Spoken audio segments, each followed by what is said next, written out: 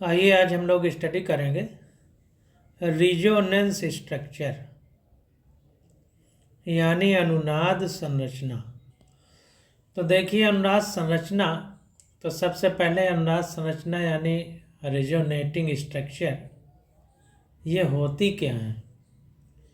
तो जिस प्रकार से हम लोग शीशे में अपना चेहरा देखते हैं, दर्पण में अपना चेहरा देखते हैं, तो हकीकत में हम शीशे के अंदर तो नहीं होते, लेकिन उसमें हमारा चेहरा हमारे ही जैसा दिखता है, यानी हमारे रूप का प्रतिरूप। तो इसी प्रकार से बहुत सारे ऐसे कार्बनिक यौगिक हैं जो एक रूप में नहीं कई रूप में पाए जाते हैं। तो उन्हीं सारी संरचनाओं को हम लोग अनुनादी संरचना बोलते हैं। तो देखिए कह रहा है कि ऐसे अनेक कार्बनिक यौगिक हैं जिनका व्यवहार केवल एक लुईस संरचना के द्वारा नहीं किया समझाया जा सकता। इसका एक उदाहरण बेंजीन है। एकांतर में सी सिंगल बॉन्ड सी तथा सी डबल बॉन्ड सी आबंध युक्त बेंजीन की चक्रीय संरचना इसके विशिष्ट गुणों की व्याख्या करने के लिए पर्याप्त नहीं है। तो कहने का मतलब ये है कि कोई एक संरचना हम ऐसी नहीं बना सकते हैं जिसके माध्यम से हम ये कह सकें कि यही बेंजीन की संरचना है। जैसा कि एक बेंजीन का उदाहरण दिया जा रहा है, ऐसे और भी सारे उदाहरण हैं। तो इसको हम लोग अंडरलाइन करेंगे।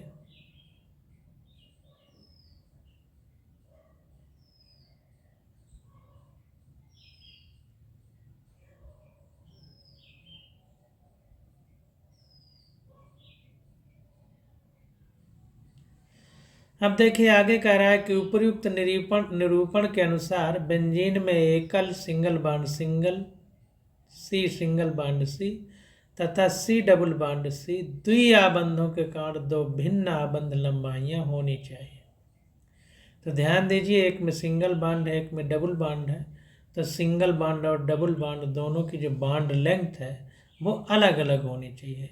लेकिन प्रयोगात्मक निर्धारण से यह पता चला कि बेंजीन में समान सी सिंगल बॉन्ड सी समान आबंध लंबाई 139 पिकोमीटर है, जो एकल सिंगल बॉन्ड सी आबंध 154 पिकोमीटर और द्विआबंध सी डबल बॉन्ड सी का मध्यवर्ती मान है। तो देखिए जैसा कि हम लोगों ने देखा कि एक सिंगल बॉन्ड है और एक डबल बॉन्ड है कार्बन कार्बन के बीच, वो भी एकांतर क्रम में है। तो जब प्रयोग किए गए और प्रयोगों के माध्यम से इन चीज़ों के बारे में जो है निष्कर्ष निकाला गया, तो पाया गया कि बेंजीन में जो सी सिंगल बॉन्ड सी है इसकी समान आबंध लंबाई 139 पिकोमीटर है, जो एकल सी सिंगल बॉन्ड सी आबंध है, और जिसकी सी सिंगल बॉन्ड सी आबंध की 154 पिकोमीटर है, और द्विबंध यानी डबल बॉन्ड की मध्यवर्ती है। तो ध्यान दीजिए कि सी सिंगल बॉन्ड सी और सी डबल बॉन्ड सी दो बॉन्ड हैं, और सी सिंगल बॉन्ड सी और सी डबल बॉन्ड सी इनका दोनों का जोड़ करके दो का भाग दिया गया, तो दोनों के बीच की संख्या आ जाती है। तो ना तो सी सिंगल बॉन्ड सी में जितनी बॉन्ड लेंथ होती है उतनी लंबाई थी बेंजीन के सी सिंगल बॉन्ड सी में, और ना ही सी डबल बॉन्ड सी की जो लंबाई होती है डबल बॉन्ड की वो थी, बल्कि सिंगल बॉन्ड और डबल बॉन्ड के मध्यवर्ती थी। अतः बेंजीन की संरचना उपयुक्त संरचना द्वारा प्रदर्शित नहीं की जा सकती। इसलिए ये जो संरचना है कि एक सिंगल बॉन्ड एक डबल बॉन्ड एक सिंगल एक डबल बॉन्ड, ऐसा हम नहीं दर्शा सकते। क्यों नहीं दर्शा सकते? क्योंकि जो सी डबल बॉन्ड सी की बॉन्ड लेंथ होनी चाहिए वो नहीं है, और जो single bond C single bond C की होनी चाहिए वो नहीं है, बल्कि डबल बॉन्ड और सिंगल बॉन्ड के मध्यवर्ती है, यानी बीच की कोई संख्या है। तो इसका मतलब ये भी नहीं सही है, ये भी नहीं सही है, इनके दोनों का मिक्सचर जो संरचना होनी चाहिए वो सही है। तो वही कह रहा है कि अतः बेंजीन की संरचना उपयुक्त संरचना द्वारा प्रदर्शित नहीं की जा सकती। बेंजीन को निम्नलिखित फर्स्ट तथा सेकंड समान ऊर्जा संरचनाओं द्वारा प्रदर्शित किया जा सकता है। तब हम क्या करते हैं, बेंजीन को दो संरचनाओं में प्रदर्शित किया जाता है कि मतलब ये भी हो सकती है और ये भी हो सकती है, इसलिए इधर को भी तीर लगाते हैं, इधर को भी तीर लगाते हैं। यानी एक ऐसी चीज़ है बेंजीन जिसके दो रूप देखने को मिल सकते हैं। तो ये जो स्ट्रक्चर है इन्हीं को रिजोनेंस स्ट्रक्चर बोलते हैं। और इस प्रकार से दोनों तरफ तीर के माध्यम से हम लोग ये दिखाते हैं कि ये रिजोनेंस स्ट्रक्चर हैं। तो ये चीज़ें निकल के सामने आ गई। अब देखिए आगे देखते हैं। कह रहा है अतः अनुनाद सिद्धांत चैप्टर 4 में जो बताया गया है के अनुसार बेंजीन की वास्तविक संरचना को उपरोक्त दोनों में से किसी एक संरचना द्वारा हम पूर्ण रूप से प्रदर्शित नहीं कर सकते, क्योंकि इन दोनों का मिला जुला रूप है, तो हम किसी एक संरचना से बेंजीन को नहीं बता सकते। कह रहा है वास्तविक तौर पर यह दो संरचनाओं फर्स्ट तथा सेकंड की संकर यानी हाइब्रिड होती है, जिसे अनुनाद संरचना यानी रिजोनेंस स्ट्रक्चर कहते हैं। तो ध्यान दीजिए कि रिजोनेंस स्ट्रक्चर का क्या मतलब है कि दो संरचनाएं हैं, उनके दोनों का मिक्सचर यानी हाइब्रिड रूप होता है अनुनाद संरचना।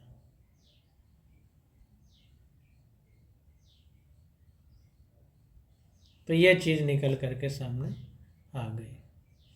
अब देखिए कह रहा है अनुनाद संरचनाएं कैनोनिकल संरचना या योगदान करने वाली संरचना काल्पनिक है। तो जो हमने रिजोनेटिंग स्ट्रक्चर बनाए हैं या कैनोनिकल संरचना या इसी को हिंदी में योगदान करने वाली संरचना कहते हैं, तो ये काल्पनिक है। ये वास्तविक संरचना का प्रतिनिधित्व अकेले नहीं कर सकती हैं, ये अपने स्थायित्व अनुपात के आधार पर वास्तविक संरचना में योगदान करती हैं। तो ध्यान दीजिए कि ये जो अनुनाद संरचनाएं हैं ये हमारी क्या हैं, काल्पनिक है। ये वास्तविक संरचना का अकेले प्रतिनिधित्व नहीं कर सकती हैं, बल्कि ये स्थायित्व अनुपात जो है उसके आधार पर वास्तविक संरचना में योगदान करती है। यानी जो वास्तविक संरचना होती है उसी में से जो है कुछ हिस्सा उसमें योगदान करती है, ना कि वास्तविक संरचना होती है, क्योंकि ये संरचनाएं लगातार बदलती रहती हैं। तो देखिए अब कह रहा है कि अनुनाद का एक अन्य उदाहरण नाइट्रोमीथेन में मिलता है, जिसे दो लुईस संरचनाओं फर्स्ट तथा सेकंड द्वारा प्रदर्शित किया जा सकता है। इन संरचनाओं में दो प्रकार के एन सिंगल बॉन्ड ओ आबंध हैं। तो दो प्रकार के एन सिंगल बॉन्ड ओ बंध हैं, तो इनके बारे में हम लोग देखते हैं। तो देखिए यहाँ पर कह रहा है कि जैसे ये CH3NO2 हमारा नाइट्रोमीथेन है, तो CH3N डबल बॉन्ड O हो गया, सिंगल बॉन्ड O हो गया, इसमें एक निगेटिव चार्ज हो गया। अब जाहिर सी बात है यहाँ निगेटिव है तो यहाँ पर पॉजिटिव है, ताकि कंपाउंड न्यूट्रल बना रहे। अब चूंकि ऑक्सीजन की इलेक्ट्रोनिगेटिविटी ज़्यादा होती है, तो इसलिए क्या होगा कि ये डबल बॉन्ड का एक बॉन्ड इस पर निगेटिव चार्ज के रूप में आ जाएगा, जैसा कि यहाँ पर आया हुआ है। तो जब ये निगेटिव चार्ज के रूप पे यहाँ आएगा, तो ये निगेटिव चार्ज यहाँ पर डबल बॉन्ड के रूप में चला जाएगा। तो देखिए जो तीर बनाया गया है कि ये जो बॉन्ड है इस पर निगेटिव चार्ज के रूप में आएगा, जैसा यहाँ पर आ चुका है, और ये जो निगेटिव चार्ज है इस पर डबल बॉन्ड के रूप में आएगा, जैसा कि यहाँ पर आ चुका है। तो इसी प्रकार से ये चीज़ें बदलती रहती हैं। अब देखें यहाँ पर बता रहा है जब ये संरचना बन जाएगी तो फिर से क्या होगा कि ये जो निगेटिव चार्ज है, ये निगेटिव चार्ज यहाँ पर डबल बॉन्ड के रूप में आएगा, और यहाँ पर जो ये डबल बॉन्ड है ये इस पर निगेटिव चार्ज के रूप में जाएगा, यानी यही चीज़ फिर से बन जाएगी। तो इसीलिए दोनों तरफ तीर लगाया गया है कि दोनों ही रूप संभव है। ध्यान दीजिए, कह रहा है परंतु यह ज्ञात है कि दोनों N double single bond O आबंधों की लंबाइयाँ समान है। अब देखिए, ये डबल बॉन्ड है, सिंगल बॉन्ड है। जब नापा गया प्रैक्टिकली तो दोनों की लंबाइयाँ समान थी, यानी बॉन्ड लेंथ दोनों की बराबर थी।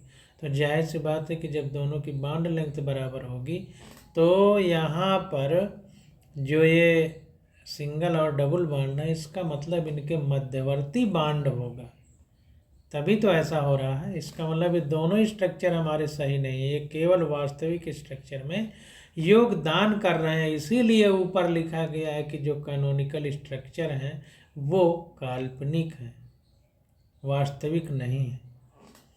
तो ये चीज़ आ गई, लंबाइयाँ समान है। जो एन सिंगल बॉन्ड हो एकलाबंध तथा एन डबल बॉन्ड हो द्विआबंध की मध्यवर्ती है। देखिए, यहाँ भी वही स्थिति बन गई जैसा कि हमारा बेंजीन में था। अब आगे देखिए, कह रहा है अतः नाइट्रोमीथेन की वास्तविक संरचना दो कैनोनिकल रूपों यानी काल्पनिक रूपों फर्स्ट व सेकंड की अनुनाद संकर है। तो रिजोनेंस हाइब्रिड है, एक तरह से वास्तविक नहीं है, दोनों का हाइब्रिड है। अब देखिए आगे देखते हैं, कह रहा है वास्तविक अणु जिसको अनुनाद संकर कहेंगे की ऊर्जा किसी भी कैनोनिकल संरचना से कम होती है। वेरी वेरी मोस्ट इम्पॉर्टेंट, इसको याद रखिए कि जो अनुनाद संकर है इसकी एनर्जी किसी भी कैनोनिकल यानी काल्पनिक स्ट्रक्चर से कम होती है। अब देखिए, यहाँ पर समझने की बात है कि किसी चीज़ की ऊर्जा जितनी कम होगी तो वो उतना ही स्थायी होता है।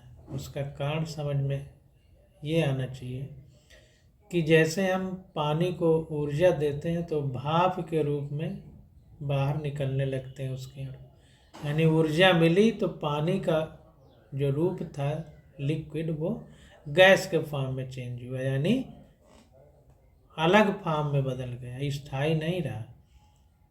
तो पानी की ऊर्जा में बढ़ोतरी से उसके अणु उछलने कूदने लगे, स्थान परिवर्तन करने लगे। तो स्थायित्व ऊर्जा बढ़ने पर घटता है और ऊर्जा घटने पर बढ़ता है। तो चूंकि अनुनाद संकर की ऊर्जा किसी भी कैनोनिकल संरचना से कम होती है तो इसका मतलब ये ज़्यादा स्थायी रूप है। वास्तविक संरचना तथा न्यूनतम ऊर्जा वाली अनुनाद संरचना की ऊर्जा के अंतर को अनुनाद स्थायीकरण ऊर्जा या रिजोनेंस स्टेबलाइजेशन एनर्जी या अनुनाद ऊर्जा बोलते हैं।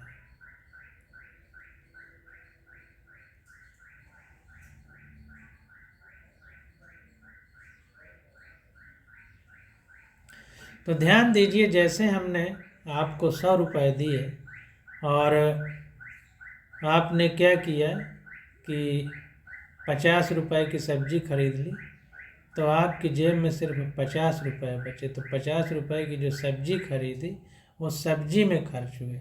तो इसी प्रकार यहाँ पर वास्तविक संरचना तथा न्यूनतम ऊर्जा वाली अनुनाद संरचना की ऊर्जा के अंतर को अनुनाद स्थायीकरण ऊर्जा बोलते हैं। तो अगर हम आपसे पूछें कि 100 रुपये हमने आपको दिया तो आपने 50 की सब्ज़ी खरीदी, तो आपके पास कितने पैसे बचे?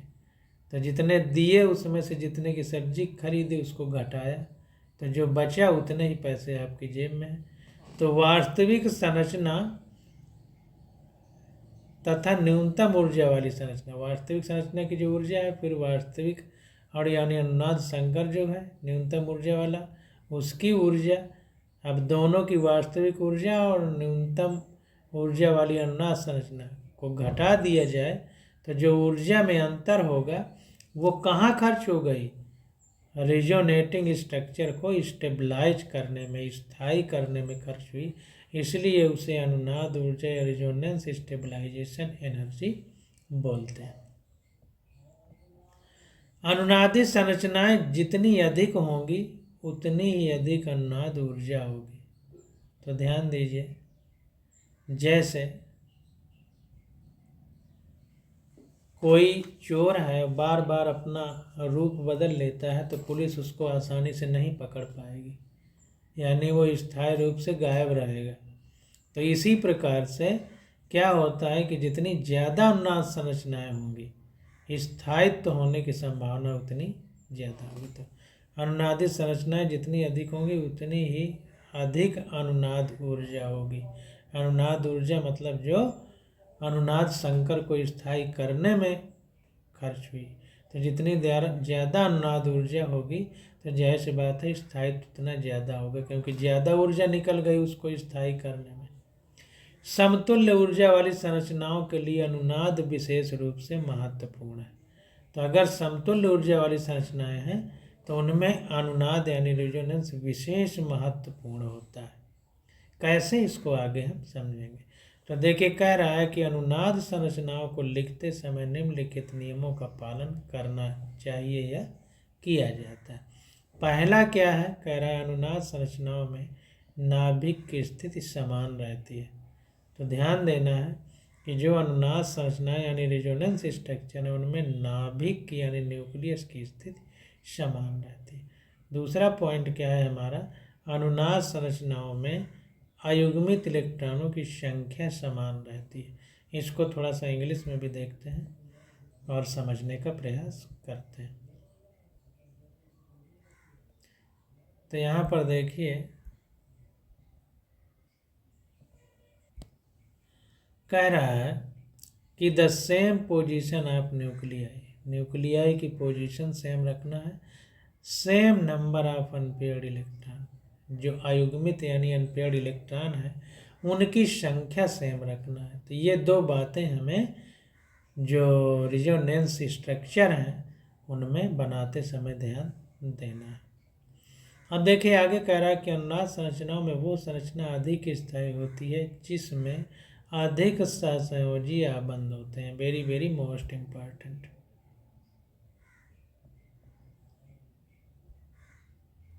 तो जितने भी रेजोनेंस स्ट्रक्चर होंगे उनमें हम देखेंगे जिसमें कोवैलेंट बॉन्ड यानी सहसंयोजी आबंध ज़्यादा होंगे वो सबसे ज़्यादा स्थायी होगी। जैसा कि नाम से पता चल रहा है सहसंयोजी यानी दोनों का संयोजन बराबर का है, सहयोग बराबर का है। तो दो अणुओं में बराबर के सहयोग से जो आबंध बनते हैं, बराबर इलेक्ट्रॉन के सहयोग से उन्हें सहसंयोजी आबंध या कोवैलेंट बॉन्ड बोलते हैं। इसमें सारे परमाणु इलेक्ट्रॉनों के अष्टक यानी हाइड्रोजन परमाणु को छोड़कर जिसमें 2 इलेक्ट्रॉन होते हैं विपरीत आवेश का पृथक्करण कम होता है। तो ध्यान दीजिए कि जो कोवैलेंट बॉन्ड होता है तो इसमें सारे परमाणु इलेक्ट्रॉनों के अष्टक, ऑक्टेट कंप्लीट हो जाता है तो मानते हैं कि अब वो स्थायित्व प्राप्त कर लिया।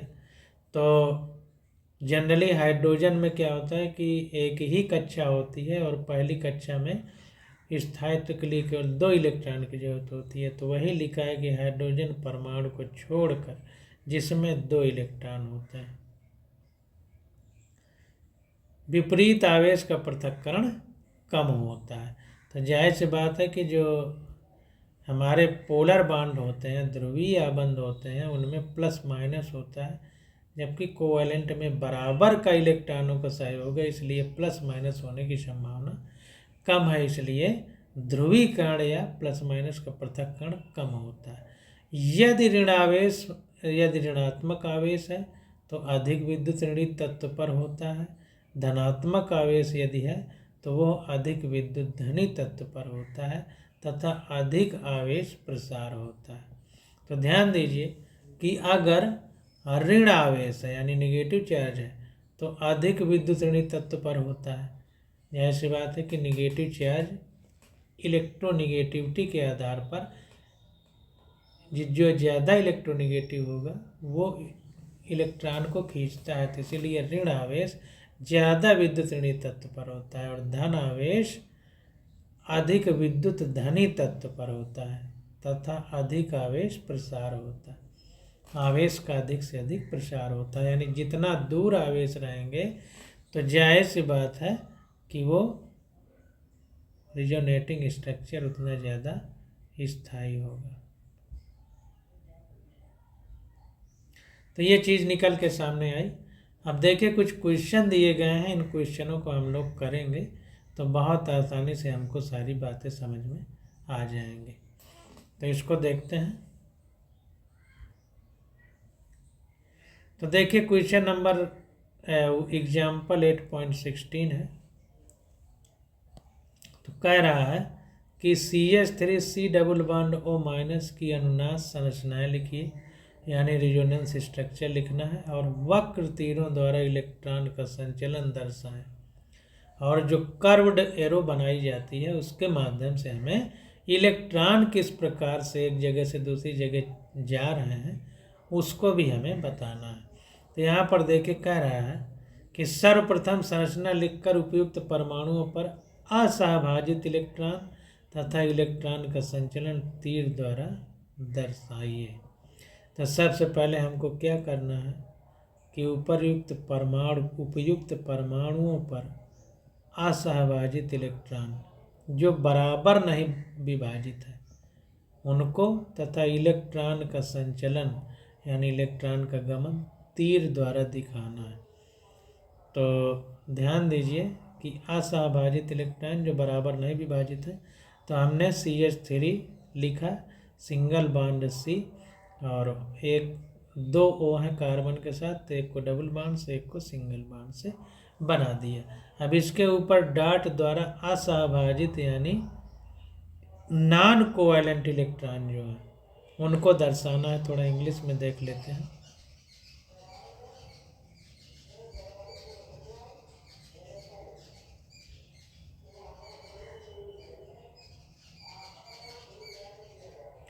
देखिए कह रहा है कि right the structure and put unshared pair of valence electron, unshared pair of valence electron जिनको असहभाजित कह रहा है हिंदी में।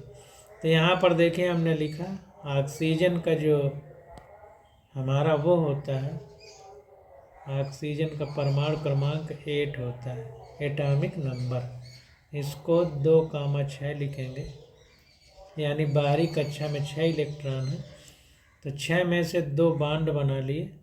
देखिए डबल बॉन्ड में 2 कार्बन के इलेक्ट्रॉन है, 2 ऑक्सीजन के, क्योंकि कोवैलेंट बॉन्ड है, सहसंयोजक, तो बराबर के इलेक्ट्रॉनों का सहयोग होगा, तो 2 ऑक्सीजन के होंगे तो 2 कार्बन के, तो 2 ऑक्सीजन के बॉन्ड बनाने में चले गए तो कितने बचे, 6 में से केवल 4 बचे। तो 4 बचे थे, डॉट डॉट करके 4 पॉइंट हमने बना के ये बताया कि इस पे 4 इलेक्ट्रॉन बाकी हैं। अब देखिए यहाँ पर केवल सिंगल बॉन्ड है, तो जो 6 इलेक्ट्रॉन बाहरी कक्षा में है, तो उन 6 इलेक्ट्रॉनों में से ऑक्सीजन के पास देखिए पूरे 6 के 6 इलेक्ट्रॉन है, 2 2 4 2 6। तो इसका मतलब ये है कि ये जो निगेटिव चार्ज लगा है, तो निगेटिव चार्ज में एक निगेटिव चार्ज का मतलब 2 बॉन्ड 2 इलेक्ट्रॉन मानते हैं, तो दोनों इलेक्ट्रॉन जो ये बॉन्ड में थे वही है यहाँ पर, तो वही है, तो वो यहाँ पर फिर आ जाएंगे। अब देखिए यहाँ पर हम इसको इस तरह भी समझ सकते हैं कि जैसे ये डबल बॉन्ड है, तो 2 इलेक्ट्रॉन ऑक्सीजन के हैं, 2 कार्बन के हैं, तो बाहरी कक्षा में 6 इलेक्ट्रॉन है, तो 6 होना चाहिए था, लेकिन 2 बॉन्ड बना लिए तो 4 बचे। लेकिन अब ये जो एक बॉन्ड है वो टूट रहा है, टूट के सिंगल हो रहा है, तो एक बॉन्ड में 2 इलेक्ट्रॉन होते हैं, तो 4 की बजाय अब 6 हो जाएंगे। जब ये टूटेगा तो 6 हो गए, 2 2 4 2 6 बिंदु बनाए गए, 6 इलेक्ट्रॉन हो गए। तो अब यहाँ पर हम ये कह सकते हैं कि चूंकि ऑक्सीजन ज़्यादा इलेक्ट्रोनेगेटिव है, ज़्यादा विद्युत ऋणात्मक है, तो ये इलेक्ट्रॉन को खींचने की क्षमता रखता है, तो इलेक्ट्रॉन इसके पास 2 एक्स्ट्रा चले गए हैं, उसके लिए यहाँ पर निगेटिव चार्ज बना दिया गया है कि ये जो बॉन्ड वाले इलेक्ट्रॉन है इसके पास गए हैं। अब इसमें जस्ट उसी का उल्टा हो जाएगा कि ये जो निगेटिव चार्ज है अब इसमें बॉन्ड के रूप में आ जाएगा, तो जाहिर सी बात है कि 2 इलेक्ट्रॉन अब इसके फिर ऑक्सीजन वाले बॉन्ड में आ गए, तो 6 पॉइंट की बजाय फिर 4 पॉइंट हो जाएंगे। तो इस तरह से हम लोग संरचनाओं को बनाते हैं। तो इनको बनाने में विशेष आप लोगों को ध्यान देना है कि कहीं बनाने में गड़बड़ी ना होने पाए। अब देखिए क्वेश्चन नंबर 8.17 आ जाता है। एग्जाम्पल, तो कह रहा है CH2 double bond CH CHO की अनुनाद संरचनाएं लिखिए तथा विभिन्न अनुनाद संरचनाओं के अपेक्षिक स्थायित्व को दर्शाइए। तो कंपेयर करना है कि कौन कितना ज़्यादा स्थायी है। पहले हमें CH3 double bond CH CHO की अनुनाद संरचना यानी रिजोनेंस स्ट्रक्चर बनाना। तो देखिए यहाँ पर हम लोग एक एक करके बनाते हैं। तो पहले हम सिंपल स्ट्रक्चर लिखते हैं। तो CH2 double bond CH single bond C। अब CHO को लिखेंगे तो यहाँ पर डबल बॉन्ड O आ जाएगा, इधर ही H आ जाएगा। अब ध्यान दीजिए, अगर ऐसी स्थिति बन जाती है तब यहाँ पर वही बात फिर हो जाएगी कि ऑक्सीजन के पास बाहरी कक्षा में 6 इलेक्ट्रॉन होते हैं, लेकिन यहाँ पर डबल बॉन्ड है तो 2 इलेक्ट्रॉन ऑक्सीजन के होंगे, 2 कार्बन के, तब डबल बॉन्ड बना है। क्योंकि एक बॉन्ड में 2 इलेक्ट्रॉन चाहिए, 2 बॉन्ड में 4, तो 4 में से 2 ऑक्सीजन के रहेंगे और 2 कार्बन के रहेंगे। तो इसी वजह से यहाँ पर 6 बिंदु की बजाय 2 बिंदु बनाए गए हैं, ताकि ये पता चल सके कि यहाँ पर जो बॉन्ड है उसमें 2 ऑक्सीजन के हैं और 2 कार्बन के इलेक्ट्रॉन हैं। अब देखें यहाँ पर चूंकि कोवैलेंट बॉन्ड है और कोवैलेंट बॉन्ड में दोनों कार्बन और ऑक्सीजन परमाणुओं का बराबर का सहयोग है, इसलिए प्लस और माइनस चार्ज यहाँ पर नहीं है। अब देखें, अब हम आगे क्या करेंगे कि सबसे पहले हम देखेंगे कि ये जो मॉलिक्यूल है हमारा ये न्यूट्रल है। तो ये पहले न्यूट्रल का बना दिया हमने। अब इधर देखते हैं, तो अब इधर क्या होगा कि बॉन्ड की शिफ्टिंग होगी। तो यहाँ पर जो डबल बॉन्ड इधर है वो CHO के पास आ गया डबल बॉन्ड, इसकी शिफ्टिंग इधर होगी। अब जाहिर सी बात है कि ये बॉन्ड इधर आ गया यहाँ पर, तो और ये जो बॉन्ड डबल बॉन्ड था वो इधर आ गया इसके ऊपर। तो जाहिर सी बात है कि ये एक बॉन्ड टूटेगा तो 2 इलेक्ट्रॉन इसके बढ़ जाएंगे, तो 4 की बजाय 6 हो गया। और चूंकि इलेक्ट्रॉन इधर शिफ्ट हुए हैं, ये दर्शाने के लिए इस पर नेगेटिव चार्ज लगा दिए गए कि इलेक्ट्रॉन इधर आ गए हैं और ये बॉन्ड हमने इधर शिफ्ट कर दिया। कार्बन में 4 होने चाहिए, तो 1 2 3 4 पूरे हैं। यहाँ भी देखिए 2 2 4 पूरे थे। अब इधर जो है यहाँ पर नेगेटिव चार्ज के लिए इलेक्ट्रॉन आए हैं, इसके लिए नेगेटिव चार्ज लगाया गया है। तो जाहिर सी बात है कि ये परमाणु हमारा, ये मॉलिक्यूल हमारा क्या है, न्यूट्रल है। तो यहाँ पर चार्ज है तो हमें इसको न्यूट्रल करने के लिए यहाँ नेगेटिव है तो कहीं पॉजिटिव लगाना पड़ेगा। तो ये बॉन्ड यहाँ से इधर शिफ्ट हुआ है, तो फिर हम पॉजिटिव चार्ज यहाँ पर लगा देंगे। क्यों यहाँ पर लगाएंगे? क्योंकि यहाँ पर देखिए कार्बन में 2 बॉन्ड तो हाइड्रोजन के हो गए, 1 बॉन्ड ये, तो 3 ही बॉन्ड है, होना चाहिए 4, यानी 1 की कमी है। उसको दिखाने के लिए यहाँ पर पॉजिटिव चार्ज लगा दिया कि 2 इलेक्ट्रॉन बॉन्ड वाले चले गए हैं, इसलिए उनकी कमी हो गई है। तो कमी दर्शाने के लिए पॉजिटिव, और इधर इलेक्ट्रॉन 2 एक्स्ट्रा आ गए हैं, उनको बताने के लिए इधर नेगेटिव चार्ज लगा दिया। तो इधर इलेक्ट्रॉन आए हैं तो नेगेटिव चार्ज, इलेक्ट्रॉन पेयर कह सकते हैं, और इधर से इलेक्ट्रॉन पेयर बॉन्ड से गए हैं, इसलिए इस पर पॉजिटिव चार्ज। अब आप लोग ये कह सकते हैं कि पॉजिटिव चार्ज यहाँ क्यों नहीं लगाया? यहाँ नहीं लगा सकते, क्यों? क्योंकि हाइड्रोजन का 1 बॉन्ड और 2 ये 3 और 1 ये 4, इसकी कार्बन की वैलेंसी पूरी है, इसलिए हम और ये पॉजिटिव चार्ज यहाँ पर नहीं लगा सकते। अब देखिए आगे देखते हैं, कह रहा है, अब ये तीसरा देखे स्ट्रक्चर। अब तीसरे स्ट्रक्चर में क्या है कि अब ऐसा भी संभव है कि ये जो डबल बॉन्ड है इसका इलेक्ट्रॉन इधर आ जाए। इसमें देखिए नहीं बनाया है, ऐसे तीर बनाना चाहिए और इसको ऐसे बनाना चाहिए। तो ये बॉन्ड इधर आ गया और ये बॉन्ड इसके ऊपर आ गया, इस तरह। अब देखिए हमको क्या करना है, अब इस फार्मूले में क्या करना है, अब देखिए ये अगर इसका उल्टा हो जाता तो ये इधर वाला इधर टूट के आता तो निगेटिव चार्ज इसके ऊपर आ जाता। अब देखिए निगेटिव चार्ज ये दिखा रहा है कि ये बॉन्ड जो है का इलेक्ट्रॉन इस पर आ गया है, इस पर इलेक्ट्रॉन आ गए कार्बन पे, इसलिए दो बिंदु बनाए गए क्योंकि एक बॉन्ड में दो इलेक्ट्रॉन होते हैं। और निगेटिव चार्ज ये बता रहा है कि इस बॉन्ड के जो ये डबल बॉन्ड था इलेक्ट्रॉन इधर आ गए। अब देखें ये जो यहाँ पर निगेटिव चार्ज था तो निगेटिव चार्ज में अब ये दो इलेक्ट्रॉन जो हैं अब ये इस बॉन्ड पर आ गए हैं। देखिए जो बॉन्ड बना हुआ है तो ये बता रहा है, ये देखिए यहाँ से समझना पड़ेगा, ये यहाँ पर आया है तो वो दिखाया गया है, ये इधर नहीं इधर आ रहा है, इसी में से इसका उल्टा किया जा रहा है। तो ये वाला जो बॉन्ड है ये इधर को टूट के आया इस तरह से, तो यहाँ पर जो है निगेटिव चार्ज आया और ये दो बिंदु दिखा रहे हैं कि दो इलेक्ट्रॉन कार्बन के पास आए हैं।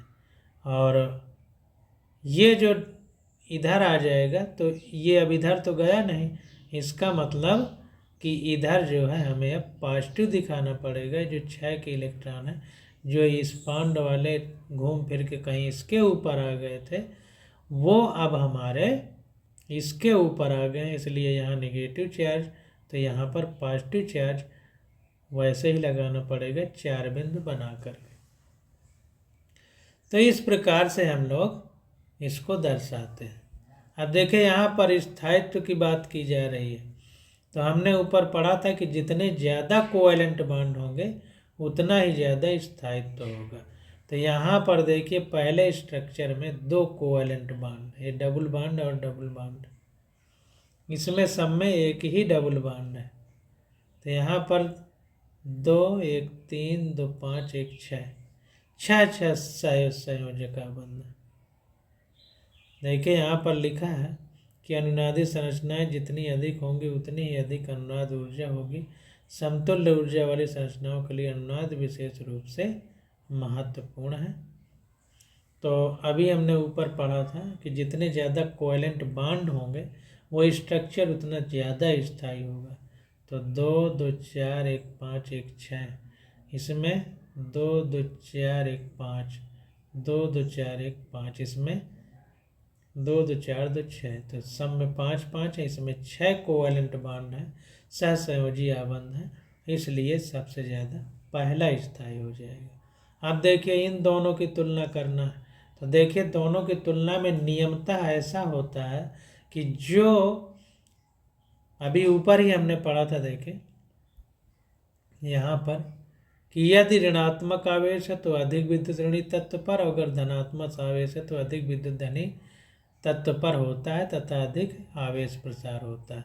तो जाहिर सी बात है कि जो ज़्यादा विद्युत ऋणात्मक है वो इलेक्ट्रॉन रखना पसंद करेगा, और जो जितना ज़्यादा विद्युत धनात्मक है वो प्रोटॉन पॉजिटिव चार्ज रखना पसंद करेगा।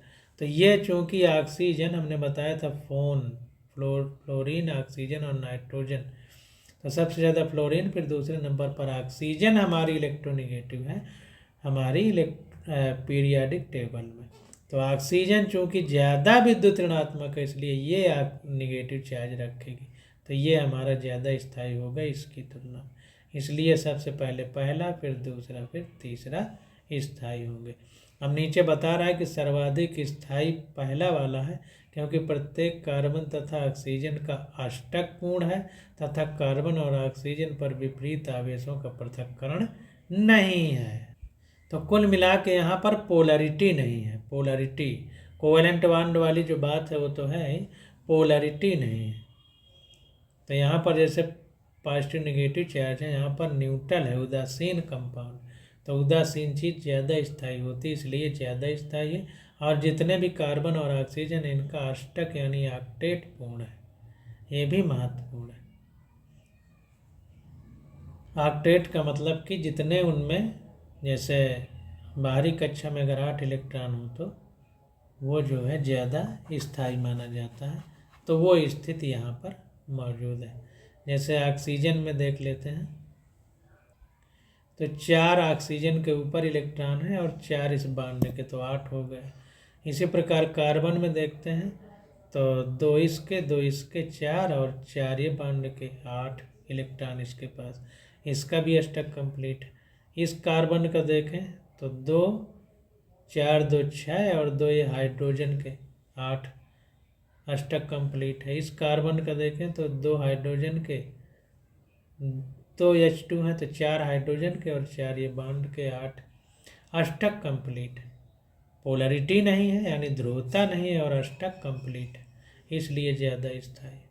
दूसरे में देखें ऋणावेश अधिक विद्युत ऋणी परमाणु पर तथा धनावेश अधिक विद्युत धनी परमाणु पर है। वो ऑक्सीजन हमारा ज़्यादा इलेक्ट्रोनेगेटिव है तो उसके पास नेगेटिव चार्ज है, कार्बन हमारा इलेक्ट्रोपॉजिटिव है तो उसके पास पॉजिटिव चार्ज है, इसलिए इसके बाद ये स्थायी है। यहाँ पर उल्टा है, न्यूनतम स्थायी है क्योंकि धनावेश अधिक विद्युत ऋणी परमाणु पर उपस्थित है जबकि अधिक विद्युत धनी कार्बन पर ऋणावेश उपस्थित है। तो ये नेगेटिव चार्ज इधर होना चाहिए बल्कि इधर है, इसलिए सबसे कम स्थायी है। सबसे ज़्यादा अस्थायी थर्ड है और सबसे ज़्यादा स्थायी फर्स्ट है। तो इस प्रकार से हम लोग सारे क्वेश्चनों को करते हैं। अब देखिए